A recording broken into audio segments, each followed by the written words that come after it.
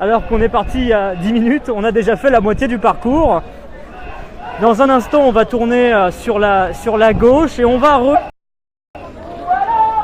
Alors c'est une ambiance assez particulière aujourd'hui parce que on ne peut pas forcément parler du terme de nage fouille visuelle. On regarde à l'intérieur des sacs pour voir s'il n'y a pas de problème, si vous n'avez pas de masque, si vous n'avez pas de sérum physiologique. J'étais à la recherche de personnes qui pouvaient avoir des masques respiratoires, etc.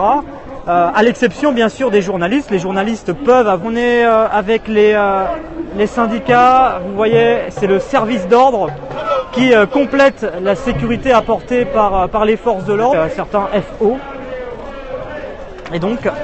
Et juste derrière, vous avez donc les syndicats qui sont là, la CGT. Je vais monter sur le banc qui est juste là pour vous donner un petit aperçu un peu plus.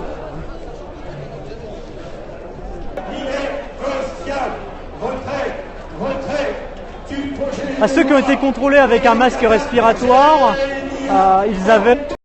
Donc là vous voyez les syndicats. On est à 400-500 mètres de Bastille. Comme je disais hier, n'ont pas été évacués, mais le périmètre qui est totalement bouclé ici.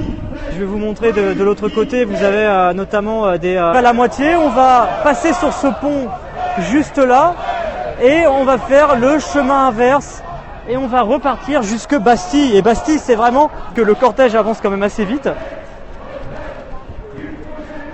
et que ça va probablement donner envie à certains soit de faire plusieurs fois le tour parce que c'est... On va avancer avec le cortège. Ambiance en tout cas très très positive. Ici, pas d'incident, des barrières anti-émeutes qui ont été placées juste ici. Pour éviter le départ de manifestants. Donc c'est pas exclu que la tête de cortège en arrivant